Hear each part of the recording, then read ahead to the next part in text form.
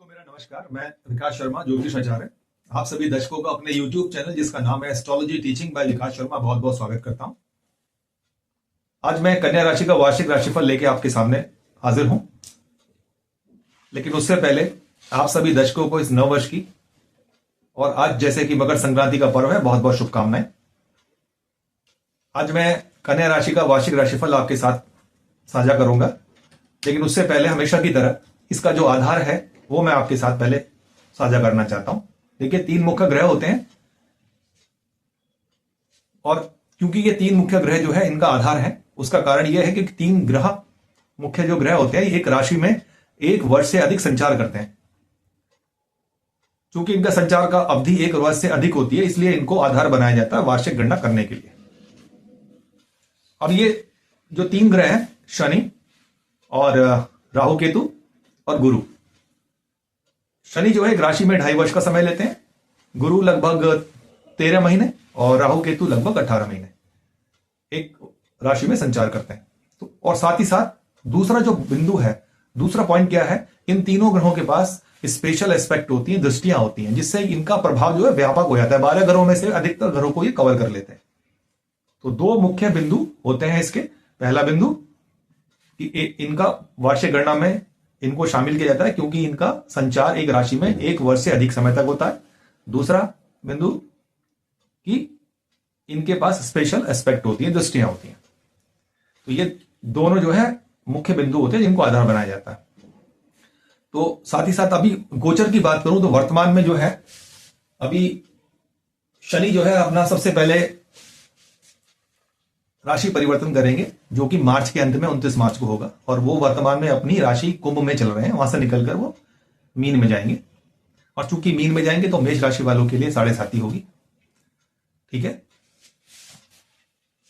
और उसी तरीके से मई माह के मध्य में 2 मुख्य ग्रह राहु केतु और गुरु अपना राशि परिवर्तन करेंगे। गुरु वर्तमान में वृषभ राशि में संचार कर रहे हैं, वो निकल के मिथुन राशि में जाएंगे। और उसी तरह राहु वर्तमान में मीन राशि में संचार कर रहे हैं, वहां से निकल के वो कुंभ राशि में जाएंगे। केतु कन्या राशि में है, वहां से निकल के वो सिंह राशि में जाएंगे। तो ये तो था इनका गोचर का, इसलिए मैंने यहां 2 कुंडलियां बनाई हैं। देखिए, क्योंकि ये संचार वर्ष के मध्य में है, तो अभी जो पहला पिछले वर्ष से चला आ रहा है आपका समय कन्या राशि वालों के लिए, सभी राशि वालों के लिए, वो लगभग उसी प्रकार का रहेगा। चूंकि ये वर्ष के लगभग मध्य में राशि परिवर्तन कर रहे हैं, तो उसके बाद का जो प्रभाव होगा वो अलग प्रकार का होगा। तो इस बार का जो है संयोग ऐसा बना है, उसी को आधार बना के अभी वर्तमान में जो कन्या राशि की स्थिति है वो लगभग वैसी ही चलेगी मार्च तक। क्योंकि शनि आपकी राशि को छोड़ेंगे, उसके बाद ये अगली राशि में प्रवेश करेंगे। और जब शनि किसी राशि में प्रवेश करते हैं तो एकदम से ही अपना प्रभाव नहीं दिखाते, राशि के अंतिम जो तिमाही हिस्सा होता है, तीसरा हिस्सा होता है, वहां जाके अपना प्रभाव दिखाना शुरू करते हैं, अधिक प्रभाव, ठीक है। तो ये मुख्य बातें मैंने आपको बता दी फलित से पहले। अब चूंकि एक और बात बता देता हूं मैं आप लोगों को। देखिए, ये एक सामान्य चर्चा होती है, आपकी कुंडली में आपके ग्रह किस किस स्थिति में बैठे हुए हैं, उनके सापेक्ष ये जो गोचर के ग्रह किस स्थिति में है, उनसे इस चर्चा पर बहुत बड़ा प्रभाव पड़ता है। ये एक सामान्य चर्चा है, जिसको नहीं मालूम है उनके लिए। तो इसको परिणाम में जब ये बात कर रहे होते हैं, चूंकि आप किसी अमुक समय पर आप जन्मे हैं, तो आपका जो प्रभाव होगा किसी बात में कम हो सकता है, किसी बात में ज्यादा हो सकता है। तो इसको एक सामान्य चर्चा मान के हमको चलना है। ये नहीं समझना कि जो मैं यहां बोल रहा हूं वैसा ही होने वाला है, लेकिन मोर और लेस जो है वो सब चीजें हमको गोचर के माध्यम से दिखाई देती है। गोचर का एक अपना सिद्धांत होता है। तो आज वही मैं आपके सामने यहाँ पे डिस्कस करूंगा।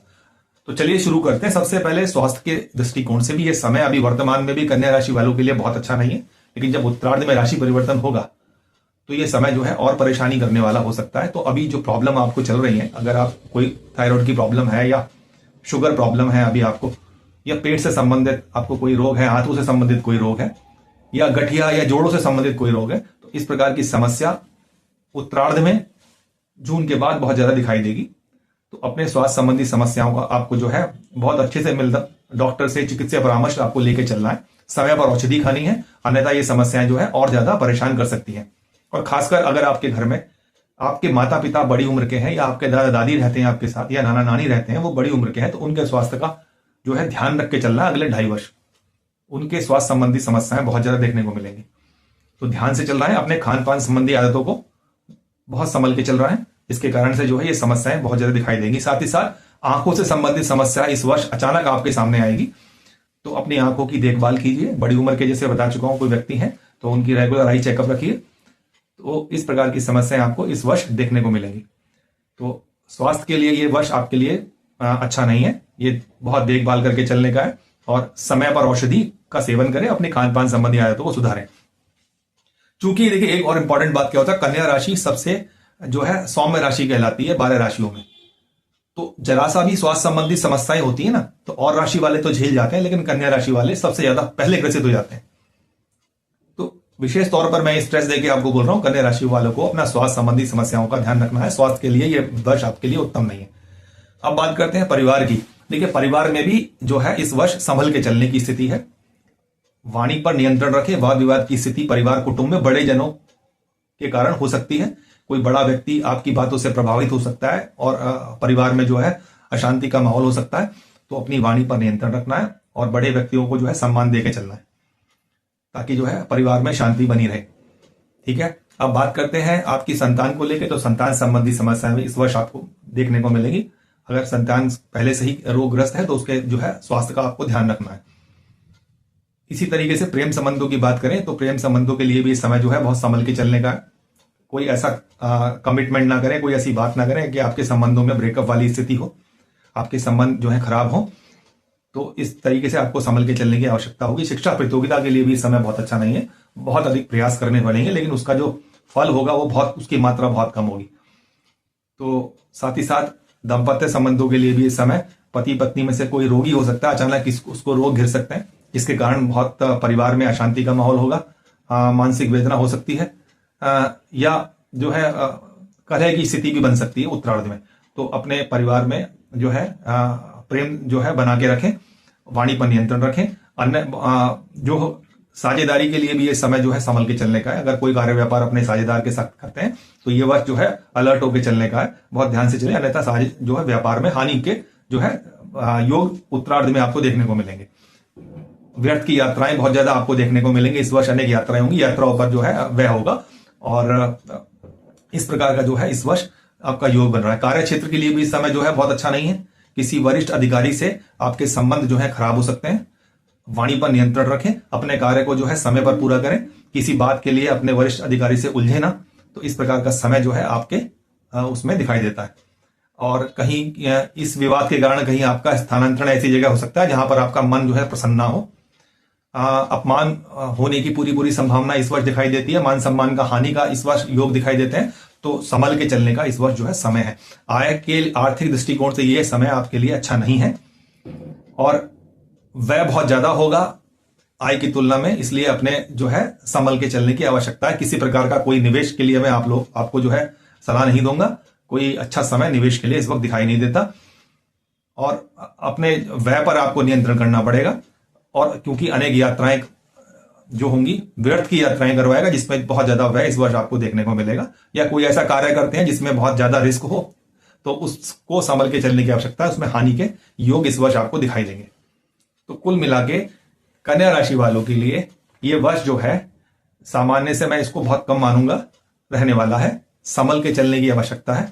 उपाय के तौर पर आपको क्या करना है, अपने गुरु या ईष्ट अगर आपको पता है तो उनके मंत्रों का आप जाप करें, और अगर आपको नहीं पता तो भगवान कृष्ण का या विष्णु भगवान के किसी भी रूप का आपको जो है ध्यान करना है। जब भी आप घर से निकलें तो कम से कम 5 बार उनका नाम लेके घर से निकलें, और जब आपको याद आए चलते फिरते कार्य करते हुए उनके नाम का, उनके स्वरूप का स्मरण करते रहें। उपाय के तौर पर शनि के उपाय आपको करने पड़ेंगे, गुरु के उपाय आपको करने। किसी भी गुरुवार को, अगर गुरुवार ना भी हो तो किसी भी दिन, रविवार को जाके, छुट्टी का दिन होता है, पीले चावल जो है आप किसी भी मंदिर के बाहर वितरित कर सकते हैं यथासंभव। ठीक है, किसी भी आप जो है, नहीं तो किसी भी जो है गरीब व्यक्ति को, जो कोढ़ी व्यक्ति है, कोई अंधा व्यक्ति है, कोई भिखारी है, उसको यथासंभव अन्न का दान, वस्त्र का दान आप करें। और पशु पक्षियों के लिए दाना और पानी का आप इंतजाम करते हैं तो बहुत अच्छा रहता है। और साथ ही साथ जो है कोई गरीब बच्चे हैं जिनके लिए आप कुछ भी अपनी सामर्थ्य अनुसार कर सकते हैं, उनकी फीस का या उनके बैग कॉपी किताबों का, तो पेंसिल का, तो अगर आप उनको ऐसा देते हैं तो आपके लिए जो है ये वर्ष जो है काफी अच्छा रहने वाला है। जो परेशानियां आपको आएंगी वो काफी कम हो जाएंगी। तो इसी के साथ रात्रि के खाने में से एक रोटी नियमित तौर पे आपको जो है तेल लगा के उसके ऊपर थोड़ा मीठा लगा के कुत्ते को खिलानी है।